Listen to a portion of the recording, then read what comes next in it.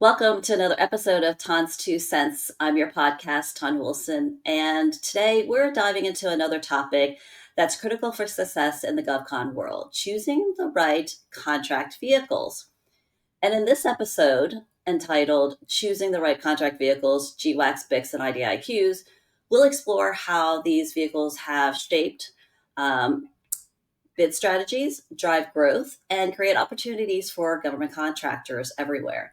So, whether you're targeting a government wide acquisition contract or a GWAC, a best in class vehicle or a BIC, or an indefinite delivery, indefinite quantity contract known as an IDIQ contract, knowing where to focus your efforts is really crucial. And joining with us here today is my good friend, colleague, partner in crime is Aaron Telock, the Chief Growth Officer at Bear Technology, who is an experienced professional in the GovCon industry on GovCon strategies and contracting vehicles. Aaron, thanks for joining us here today, and introduce yourselves for those few who do not know you to our intellectual listeners, and share us a little bit more about your background. Awesome. Well, thanks for having me. I'm genuinely excited to be here. I have been looking forward to this since you started your podcast. This is the place to be. Looking back on figuring out what we were going to talk about, there were so many good options, and excited for today's topic as well.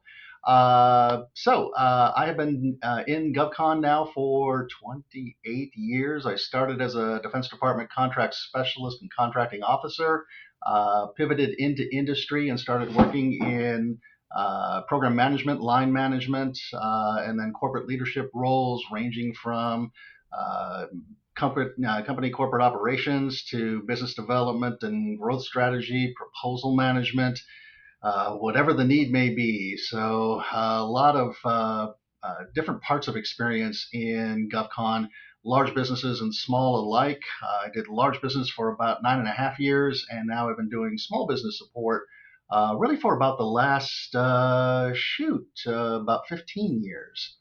Uh, Also active in AFCEA, the Armed Forces Communications and Electronics Association, in particular, the Small Business Center of Excellence that you helped stand up, where we run a Meta Protege program, helping small business leaders get support on really any kind of mentoring they may need for a variety of GovCon topics.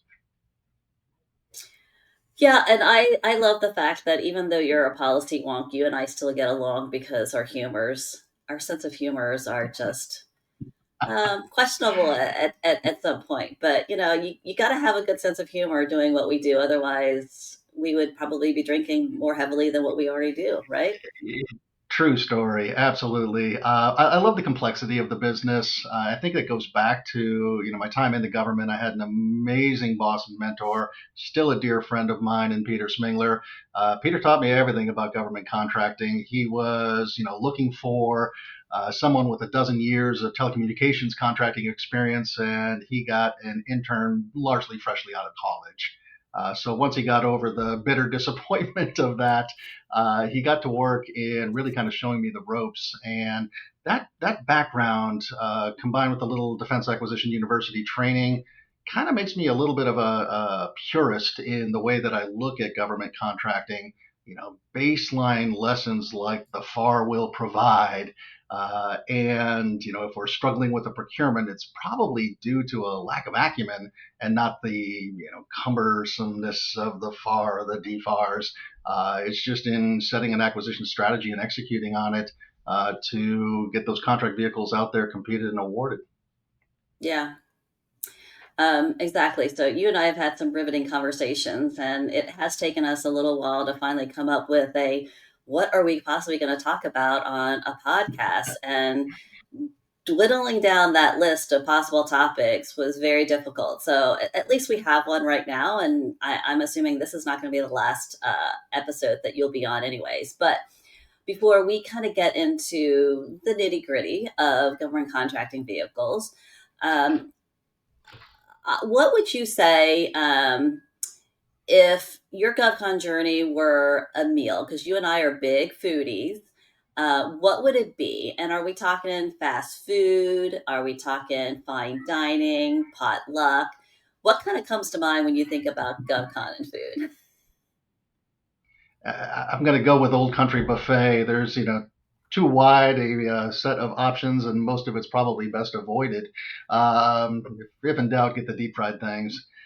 Now, that kind of breadth of background and really the curiosity I think that I've got with how things work has really been a central part uh, of my journey in GovCon.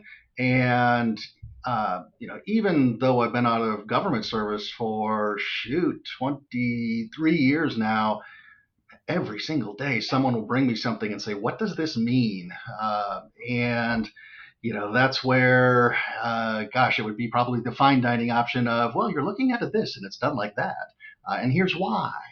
But that really just ties back to, again, the way that I was expected to learn and grow in GovCon of, okay, just know what the acronym is, know how to define it, know what it means, know why it's there, and what it's supposed to be for.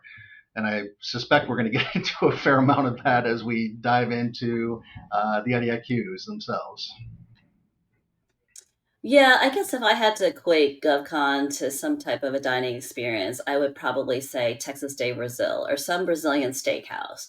And so it's like you get a lot of what you want. There's always a variety of meats coming around, but then you've got this huge buffet of like cheap items, but don't fill up on the cheap stuff, I right? love that. And yes, you probably wind up overeating until you send up the mercy flag. Please stop now. I've had enough. Exactly. So, all right. So let's dive into our very expensive fogo de chao, Texas de Brazil, Chima type of dinner conversation, and let's just get right down to level setting and establishing some type of a foundation understanding of why GWACs, BICs, and IDIQs matter. And I like to start off with the basics. And so, for our intellectuals who might not be familiar with this industry, could you explain the key differences between GWACs, BICs, and IDIQs and why Sure. they're so important in the GovCon space? Because government and industry uses these terms interchangeably. And from a contractual FAR perspective, they're all very different but operate in a similar way. They really, really are. So you were kind enough to define the acronyms before, but let me start off with IDIQ in particular. So indefinite delivery, indefinite quantity, it means that the government has a scope of something they want to buy, but they don't know exactly how many they want to buy over the next, let's say, 10 years. That's the indefinite delivery. I don't know when I need it. And indefinite quantity. I don't know exactly how many I need. Every IDIQ will have a dollar ceiling and a dollar floor. Most people are familiar with the ceilings, and you may see some enormous numbers out Hmm. there. Our friends in the Army are working on a $50 billion IDIQ procurement. Cool. That sounds like a great contract to have. The floor does come up. It's the guaranteed minimum. You'll see that usually a fairly nominal dollar amount, maybe like $2,500 for the contract. Whatever minimum satisfies matters. But from a wonk perspective, it's an interesting thing because the more of the contracts the government makes, the more of the floor they have to have in cash on hand in order to cover that obligation, or they'll be what the contracting folks call anti-deficient. So even if it is $2,500, but I've got 100 awardees, I've got to have that cash on hand over the life of the contract.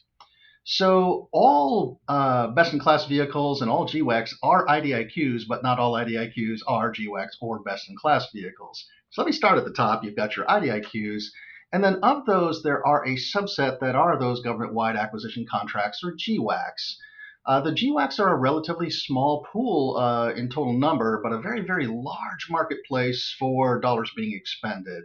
The three executive agencies with GWAC authority are going to be GSA, and you'll see GSA's GWACs like Alliant, Oasis Plus, STARS for 8As, VETS. Those are GSA's primary vehicles. National Institute of Health has their CIOSP3, and I don't want to talk about CIOSP4 today. They're working on it. But that is also a GWAC, and then NASA with SOUP. Those are government-wide acquisition contracts. The idea behind a GWAC is that it's open for all or a broad range of federal agencies to use, and it's kind of a broad marketplace for business. And that gets into the best in class vehicles. That is a subset designation. It doesn't have to necessarily be a GWAC. but most of them are. And this is, by definition, a set of contracts that are, again, open for use across multiple federal agencies, but then have key characteristics that are driven by Office of Management and Budget in terms of the spend on them and their scope, and how those ideas will fit together for being, again, a broad marketplace. Taking all those things together, IDIQs are generally, best viewed as like a hunting license or fishing license. If you win a $50 billion IDIQ, you haven't won $50 billion. What you've won is the right to fish until you and everyone else that won have gotten up to the $50 billion ceiling or run through the term of the contract, that maybe 10-year period, whichever the two comes first. So, very useful vehicles for winning task orders that support any number of government agencies. And getting into why having them kind of becomes important, uh, the government every year spends more and more money on these IDIQ type contracts. It is easy for contracting officers, and it becomes a way to compete requirements with less paperwork and less time needed in order to get to awards. So if the contracting community wants to do it just a little bit faster and easier for them, they will frequently place their requirements out on one of the IDIQ type contracts. Some agencies, Department of Homeland Security component agencies, for example, even have policies saying thou shall use one Mm-hmm. of the GWAC contracts to satisfy requirements. They know that they're getting purchasing power by doing that. They're getting streamlined procurements doing that. And they think that it is smarter than setting up individual contracts competed under System for Award Management, for example. It's just faster and easier for the government to award in that It is, but they really are the bane of my existence sometimes, right? way. They're and I'm so glad that you made the I distinction of the fact understand. that the Um, the ceiling, like the ceiling level for the contracts is just what it is. It's the ceiling. It's what the contract could be, could be valued at. But I think that there is such a misinformation out there for those who are new to the GovCon um, industry, that it's like, oh, I'm going to win a $50 billion contract and I'm going to get $50 billion worth of work. Well, yeah, no, you can compete with you and 1,000 or several hundred of your closest friends. And so a lot of these are multiple awards. I think, especially for like IDIQs, there are single award IDIQs. And so there are, those distinctions. But for the most part, if you're talking about a BIC or a GWAC, you are competing with other people. So there's still one more layer of competition. And so you really do need to make sure that you understand those challenges still after you win. Um, yeah. Two more acronyms because we love our acronyms that are a little bit newer on the scene: multiple award task order contract, single award task order contract, MATOX and SATOX. It does make it a little bit clearer what kind of IDIQ you're talking about. Those single award task order contracts can be exceptionally lucrative. My alma mhm. mater, the Defense Information Systems Agency, runs the Defense Department's voice, video, and imagery networks, including NIPRNet, CIPRNet, Defense Switch Network, Defense Video Network, all off of a single award task order contract our friends at Leidos have held now for coming on about the last 10 years. And that contract produces roughly $500 million a year of revenue, single award. So you get into run rate. And if we're looking at an IDIQ, one of the first questions I want to ask is anybody actually using this thing? And if Yeah, so, how much? You'll see some really big numbers.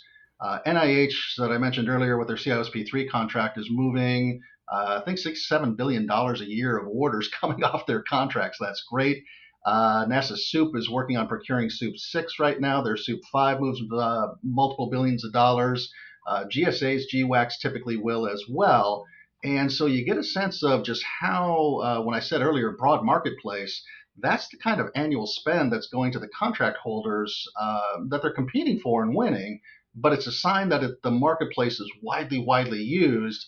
And that's going to drive that question that you got after, like, why do I need these things? If there's that kind of spending going on, I've got to be there. If I Yeah. want to do work with the U.S. Navy doing IT, almost all that spend comes on their seaport contract. I better have that IDIQ awarded to me if I want to be competitive as a prime contractor supporting the Navy. Exactly, but it's just the first stepping stone, right? So we're going to unpack Yes. this a little bit more here as we go through our discussion. But I want to talk specifically about IDIQs. And we're seeing some really interesting trends in industry right now, especially with SOUP and other major IDIQs from different government agencies. But what's really driving some of these trends, and how do we reflect on the broader shift in government procurement? With the understanding that every day is a brave new world with this new administration, new executive orders, new changes and acquisitions. But specifically, what do you see is in the future for these shifts? Indecision is the key to flexibility. It keeps all your options open to you. So, might be seeing a bit of that. With 10-year terms on a lot of these contracts, the opportunities can come and go at very long intervals, and so it's not unusual to see upticks. And we're seeing one right now in a lot of very large dollar value, high use IDIQ contracts. NASA Soup on the street. Army should have their maps procurement out soon. GSA is just getting the finish line on Polaris and will be opening up for Oasis soon. So it's really a ripe time. But from a small business perspective, uh, these procurements tend to favor the largest small businesses. And if you are a new start company or maybe new to the federal marketplace and you're hoping to win one of these, that can be really hard to do. So it's an important lesson, that the government really isn't obligated to award everybody a trophy.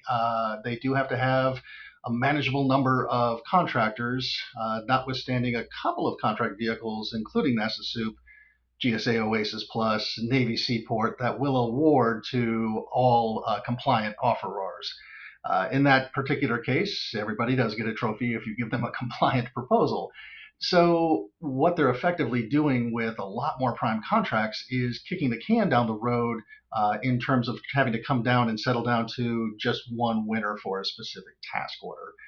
If it's a smaller set, and the Army's doing this right now with their maps procurement, they want to make 20 awards in each of 5 categories for a maximum of 100 contracts. But you can also figure that some contractors will be taking home awards in multiple tracks. Therefore, there won't be 100 companies. There may be quite a lot fewer. So, big picture trends, the government does an okay job of watching one another from agency to agency. I wish they would do it more.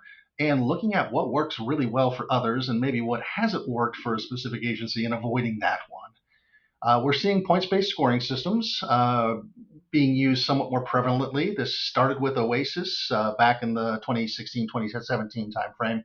But Oasis Plus used a scorecard system, somewhat similar. Uh, National Institute of Health did this with CIOSP4, straight points-based scoring system. GSA did it with their Polaris procurement. And in those cases, they will put out a score sheet that tells you get points for having ISOs and CMMI certifications and facility clearances and approved cost accounting systems, and the bulk of the points tied to your past performance, breadth and depth. And that's where the smaller small businesses tend to get hung up. They can't score as well on their own as the small businesses who are just about to break small business size thresholds. Those companies have the advantages there. Mentor protege joint ventures have the advantages there when they can rely on the qualifications of the mentor company. If I'm in a mentor protege joint venture with General Dynamics sitting behind me, I can take home most of those points on my scorecard as well and take home my win. Thanks very much. So that's even lent itself to just a little bit of legal action at both GAO and some buzz within the Small Business Administration about needing to refine some regulations about how that works when you're talking specifically about mentor protege joint ventures. Using that same example of being in a mentor protege joint venture with General Dynamics, if I'm able to turn in a perfect score sheet because I'm using their capabilities and qualifications as my own for the joint venture, I can box out all of the other traditional standalone small businesses. That becomes just a little bit unfair. GSA saw this with their Polaris procurement that was protested at GAO, saying, shouldn't the protege firm have to contribute at least something, one of the past performance citations, or some kind of capability someplace in that? So, with the stakes getting higher and higher about needing to have these contracts to avoid getting shut out of major buying commands, not only will you see more protesting going on, but you'll see more companies complaining about the structure of the IDIQ's RFP itself, saying, all right, hey, that's not fair for me, or that is unduly fair for Meta Protege joint ventures or the largest of small businesses. And again, it's definitely some high stakes poker at play. Yeah, and I know that small businesses are really critical about this. And while I advocate for small businesses, I do kind of side on the side of the government more on this is that if you are an emerging small, if you are really a true small, you really don't have any competitive advantage or reasons or would want to be on some of these vehicles because you're not going to win task orders, right? So at the end of the day, it's all about winning work and task orders off of these contracts. They may be valued at billions and billions of dollars, but they're really not worth anything except for the minimum guarantees that we've mentioned that before. And I think one of the trends that I'm seeing that I really like, and again, limiting competition is good if you're part of that limited pool, is to limit these awards. So yes, I'm all for multiple award contracts, but no, I'm not for, hey, the Oprah Winfrey version, everybody gets a contract, like as long as you're compliant type of thing, because that puts you kind of like in the same boat as anybody else in any other kind of like vehicle, or you might as well be on a GSA mass schedule, right? So it's like, if I'm going to spend all this time and effort to get on a very specific type of GWAC or BIC, make it competitively advantaged for me. Yep. And you're right. Like the JV, like again, I don't make the rules. I'm just playing the game. Is that it is really kind of sided and advantaged for the JV type of arrangements. Yeah, saw an example of this going back into the 2020 type time frame. The Air Force has largely gotten out of the IDIQ business and said, too hard, we're just going to use other people's, including GSA's. They do have one remaining one. It's called the Small Business Enterprise Application Support Contract. Took them a while to get to award because they got 300 some odd proposals for 20 awardees.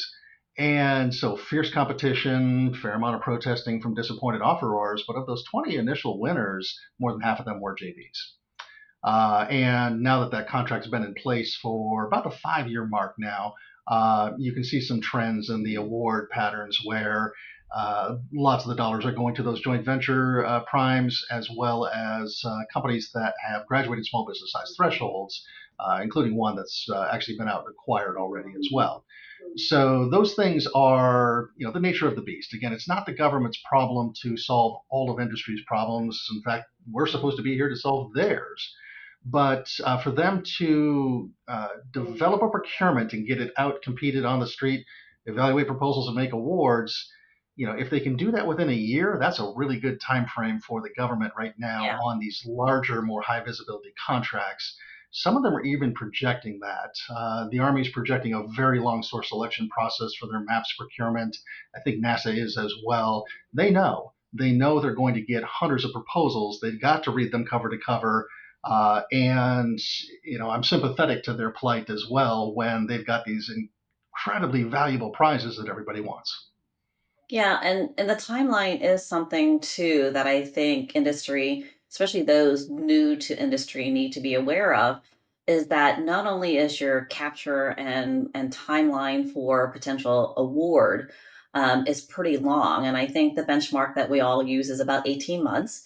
On some of these larger vehicles, it's even more because you have to take the time frame that is accounted for from when they release it, right? So if you think about Soup and Alliant, for example, right? Those are the two that are currently live at the time of this recording. Is that they've been out since May for Soup, Yeah. May 24th, 2024. And then for Alliant, I believe it was in July.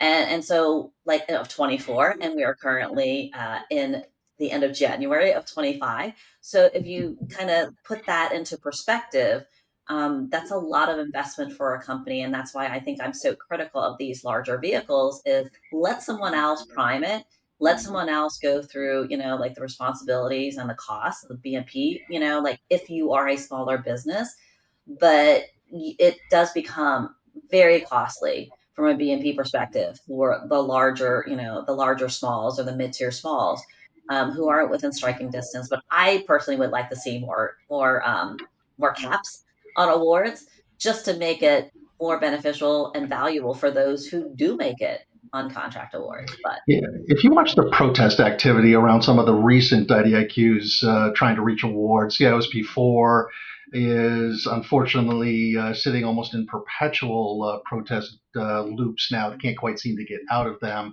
GSA's Polaris drew relatively fewer, and that's great.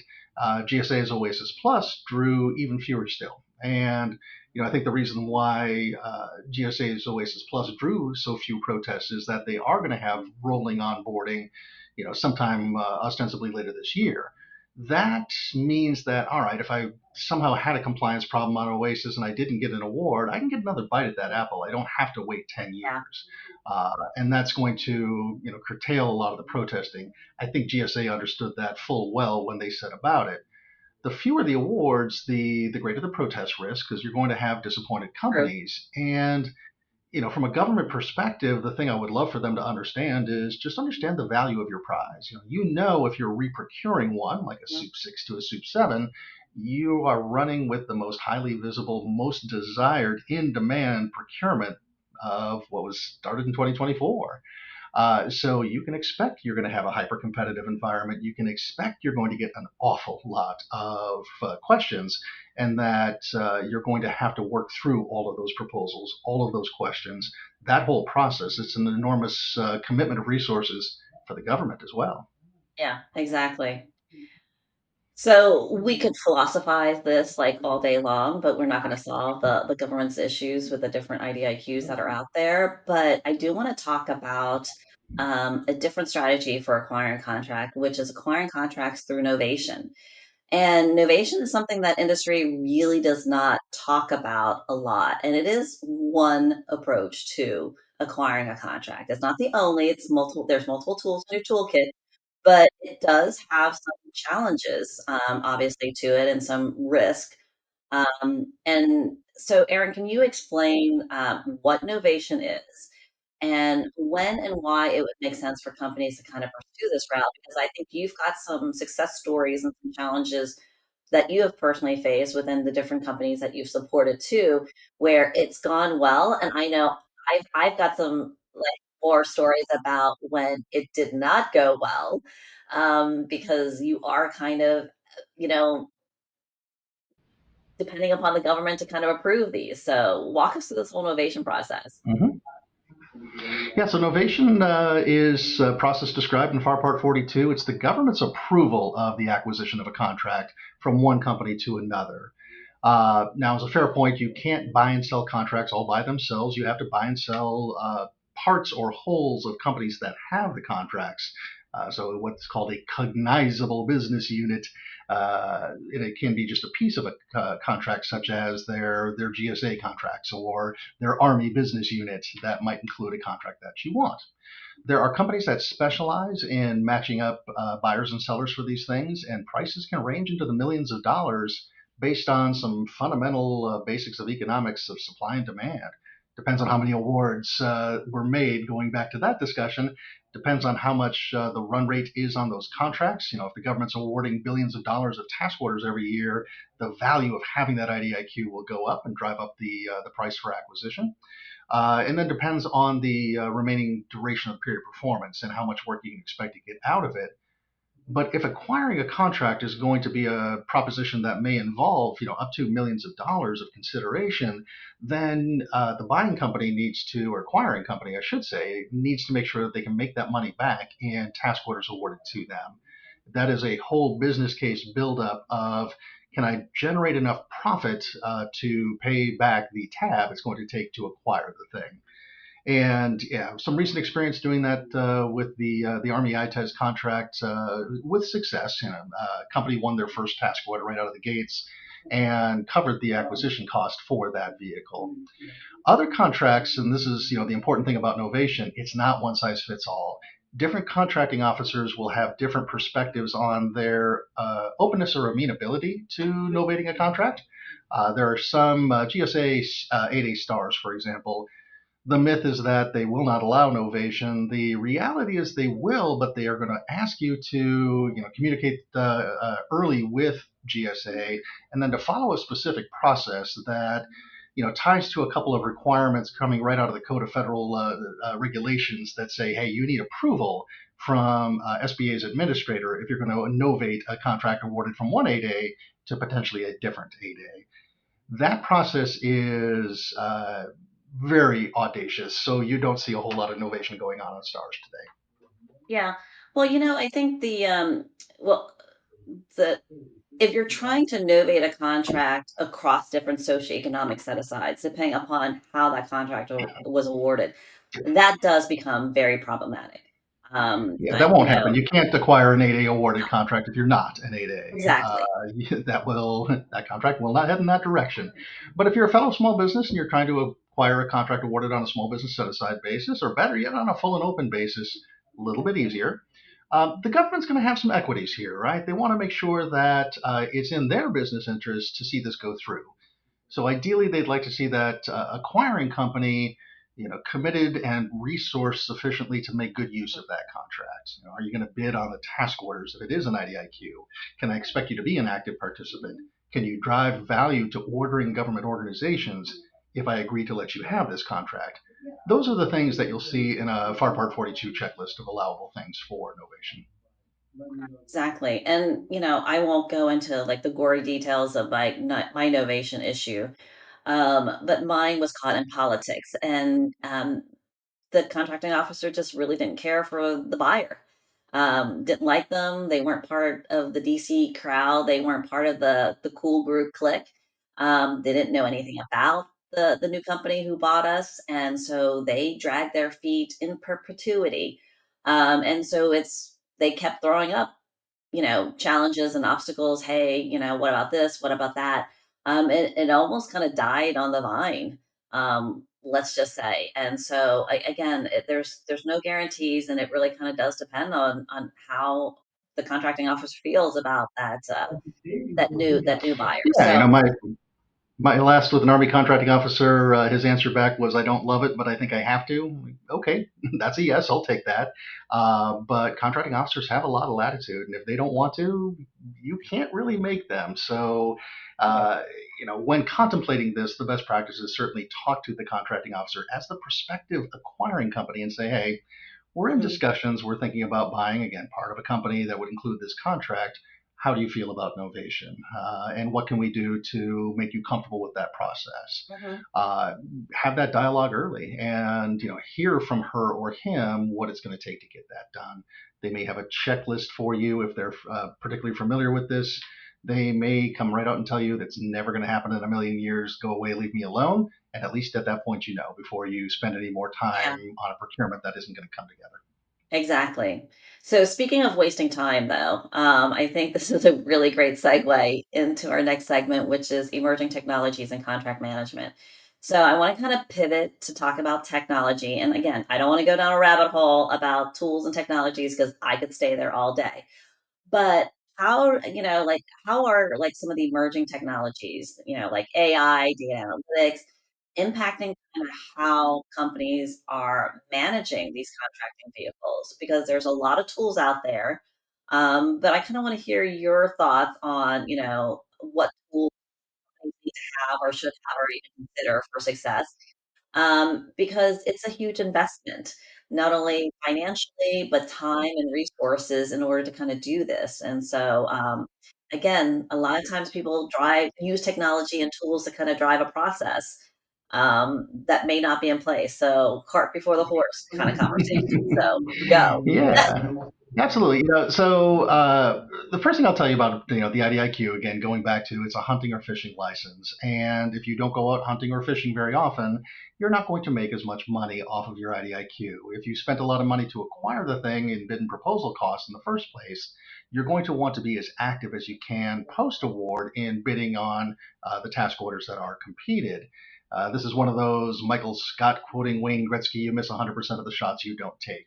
So, first important metric is just bid rate. And some of the contracts, Navy Seaport, for example, you're going to see new task order RFPs, half dozen or more every single day.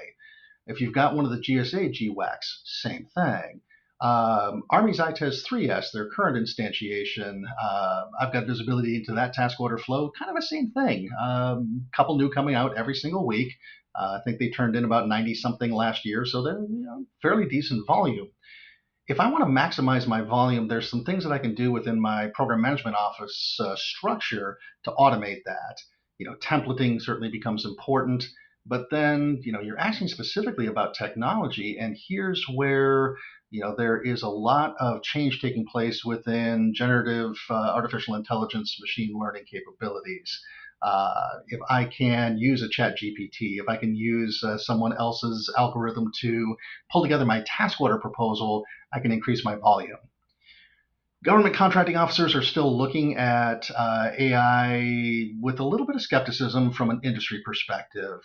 Their concern is, hey, if you use ChatGPT to write your whole proposal, do you really know what you propose to me? Do you understand the topic area enough for me to be comfortable that I can award you this contract and you're going to perform well? This almost begins to look like plagiarism of your proposal by any other name, and you may not really understand either the technology or what the words on paper mean that you've just turned in. So lots of change just even within the last couple of years on generative AI capabilities, specifically for proposal management and for RFI, request for information submissions. It allows companies of all sizes really to rapidly increase the volume of responses, that response rate, and give themselves a chance to bid more. If what it's doing is just kind of shuffling some of your own content, okay, that can make some sense. But if it is generating content from the great wide internet, now the provenance of that information becomes something that's in question. And yeah, I can see where that is a potential problem for the government. I was thinking more kind of like from a contract management perspective, like um, just being able to manage the sheer volume of opportunities and be able to try to qualify those.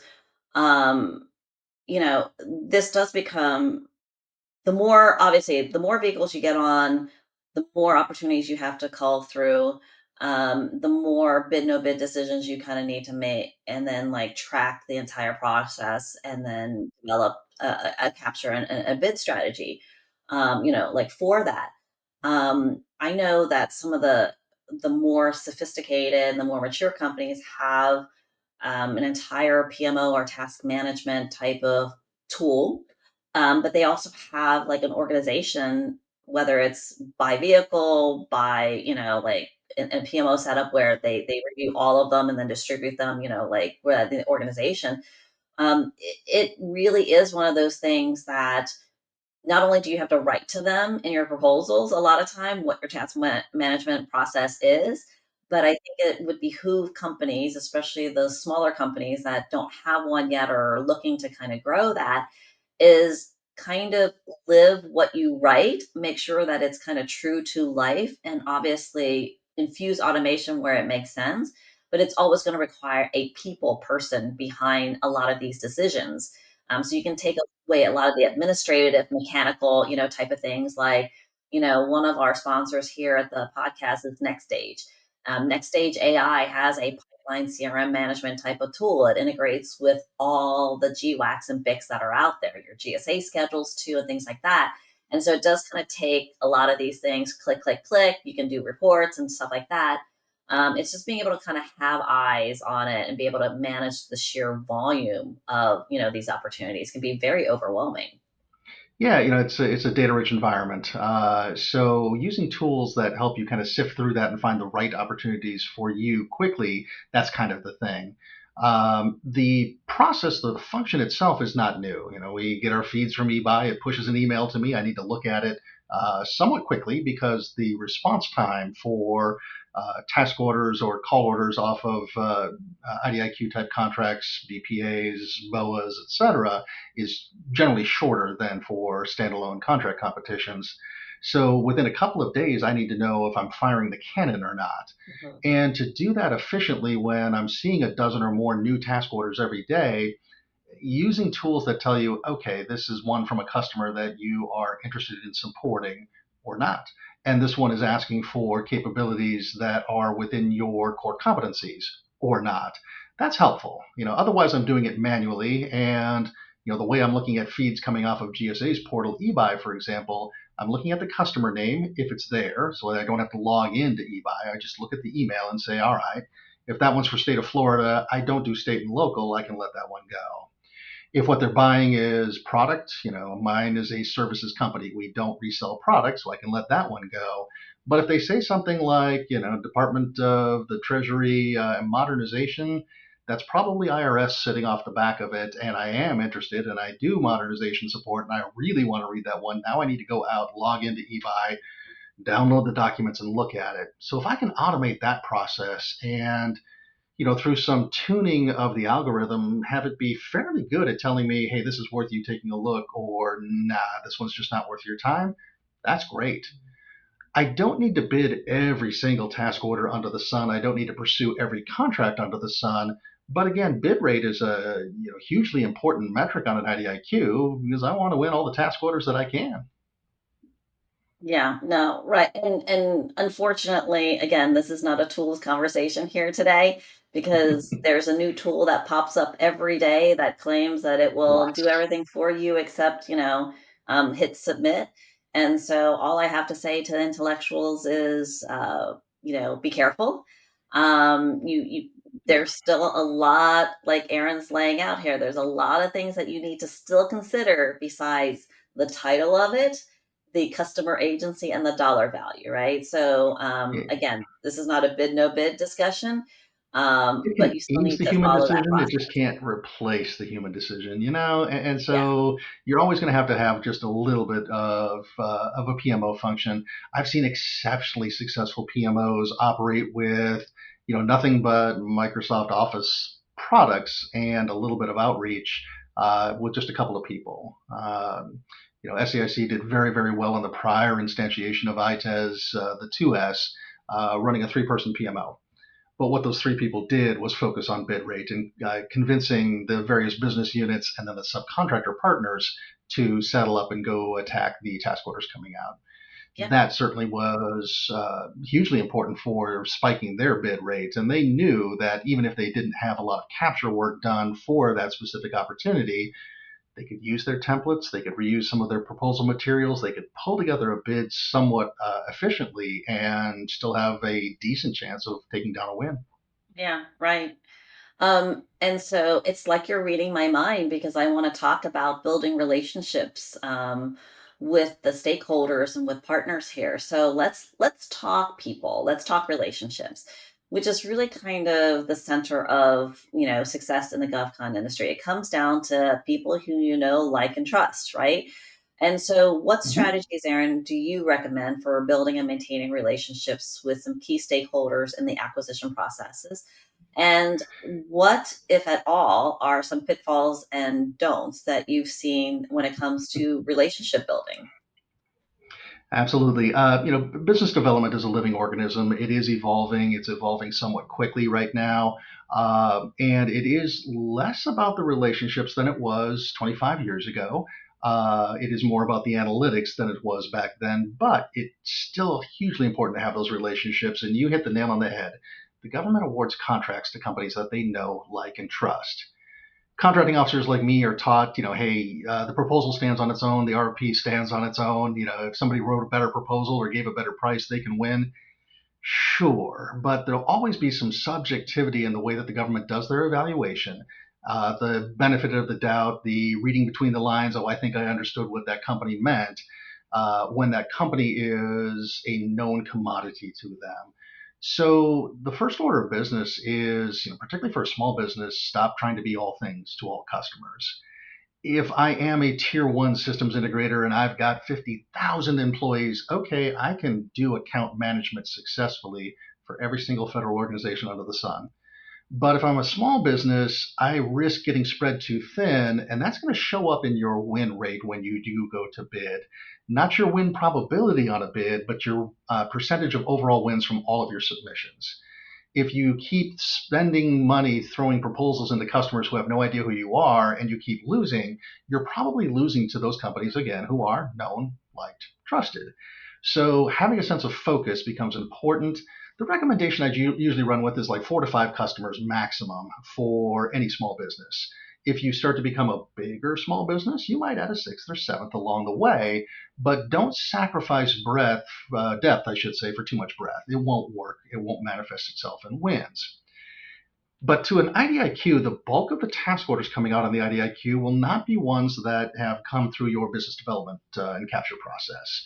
That is the nature of the beast. If you've got a larger contract like one of the GWACs, for example, most of the task orders you see will not have been in your pipeline and have not gone through your business development process. It doesn't mean you shouldn't bid those, but you should view them, I'll just say independently, view them as their own particular bucket of potential business.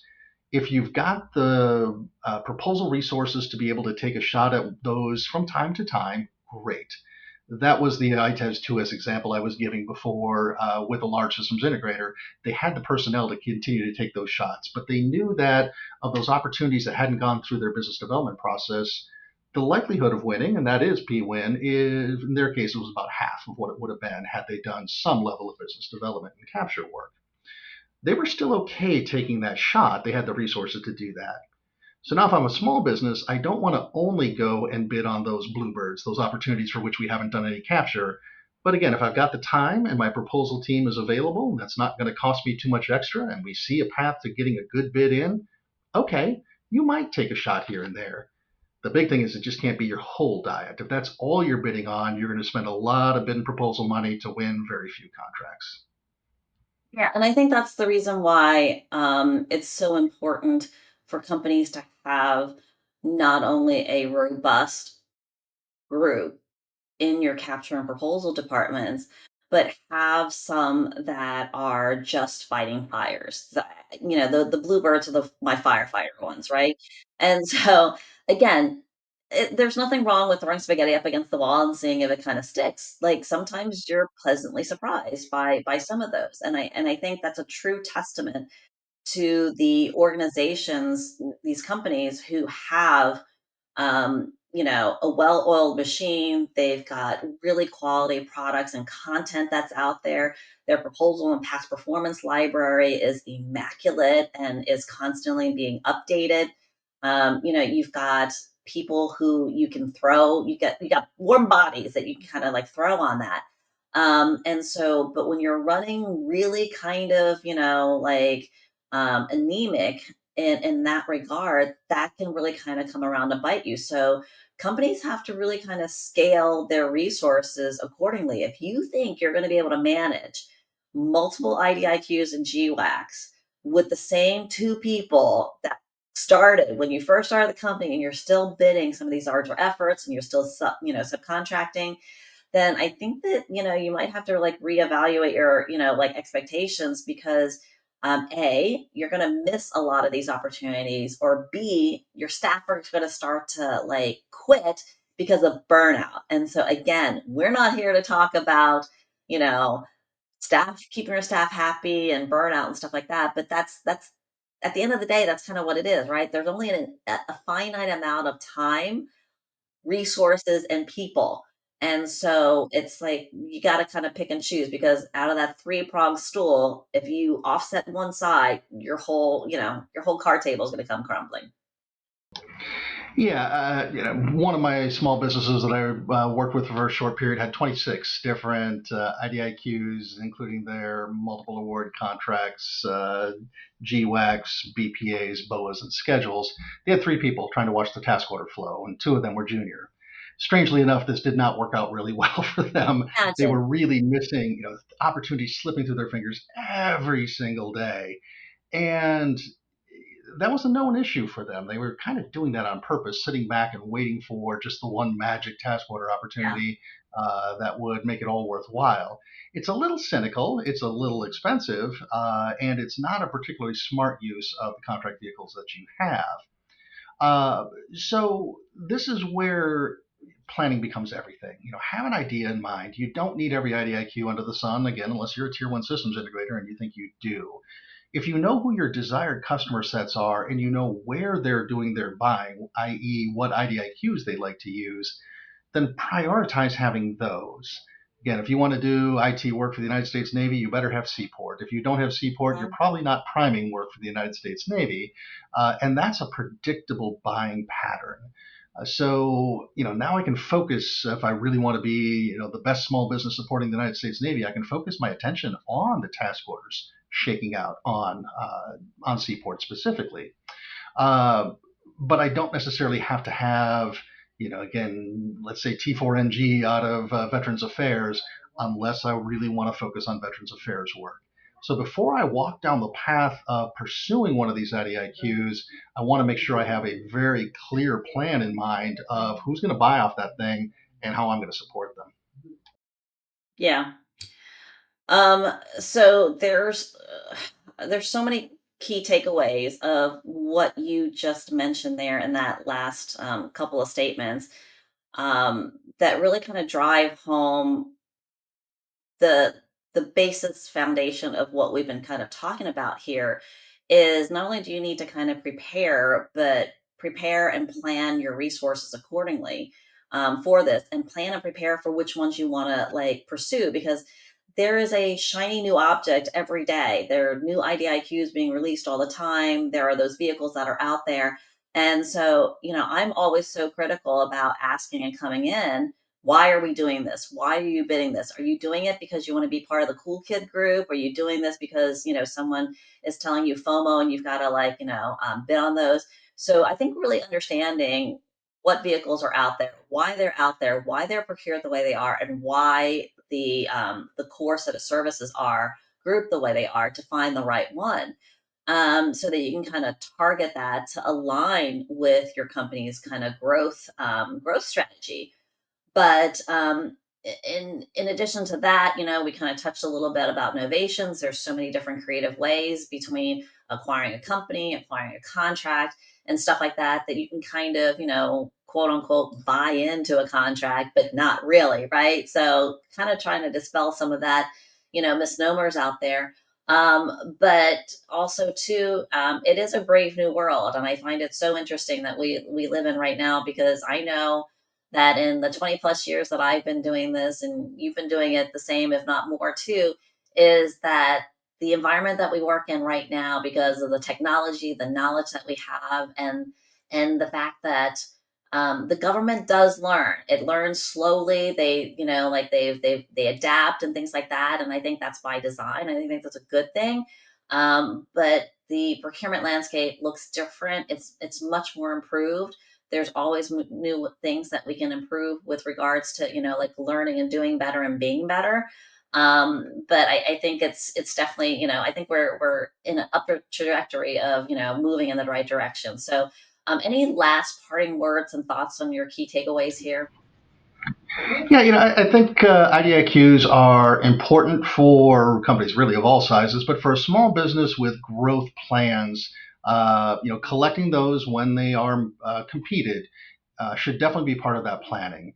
It can be disruptive for some of your regular revenue generating bid and proposal activities, but we're really looking at planning for the future. If I've got a 10-year IDIQ and it's heavily used by the customers that I'm targeting, I really want to have that contract as a prime so that I can be front and center with them. Yeah. If I don't get it, if I'm too small to win it when it does get competed, okay, I can look at things like novation. I can look at things like onboarding at the halfway mark of the contract. I can look at trying to nudge a nudge a customer to a contract vehicle I do have. that is influencing or shaping, that may be possible in some cases. These GWACs are generally available for any federal agency to use. The agency in question just may not have a lot of familiarity with using a specific Yeah. vehicle. Uh, Give you an example of one right now that kind of catches my fancy. Department of Labor keeps ordering off of the Army's ITES 3S vehicle. Interesting. Somebody must have influenced that, but there is, no fidelity between these two organizations. It doesn't make sense, but Labor seems to be pretty comfortable with it. So they put a few task orders out for competition on the Yeah. ITES contract, and great, if it works for them, wonderful.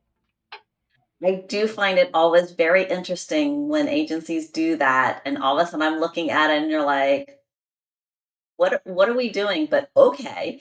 But I personally love Department of Labor. I think they think outside the box. They are not brand loyal to any vehicle or anything, which is kind of cool. And so they're just like, let's just get her done already. So I kind of like that approach. If that relationship is unusual, the one, from my DoD background, watching one DoD service order from another service's contract vehicle is also really, really interesting, because that's a bitter pill from them from a competitive perspective. If one of them is sending money to another service to get products or services or support that they need, that's not a fun day, writing that military interdepartmental purchase request and sending money from the Army to the Air Force or the Air Force to the Navy. Bitter, bitter, bitter pill. But that is usually the result of one service not having the right contract, or some contractor influencing that customer to use a vehicle that they have. Yeah, well, I'm gonna keep my mouth shut on like throwing shade on contracting commands because I got my own prejudices against who does it really well and who doesn't. So I'll throw those guys under the bus in a different episode. But anyways, that really concludes today's episode on BICs, GWACs, and IDIQs. And the episode has been laced with acronyms, so I apologize ahead of time. You may want to listen to this episode with an acronym finder and definitions right next to you. But Aaron, so much fun, right? Next time we're gonna have to do this with So like much drink. fun. I look forward to the next ones. Absolutely. Well, thanks so much, intellectuals, for listening here today. And remember, you have to think big to win big. Be an intellectual. And until next time, keep pushing the boundaries of possibilities.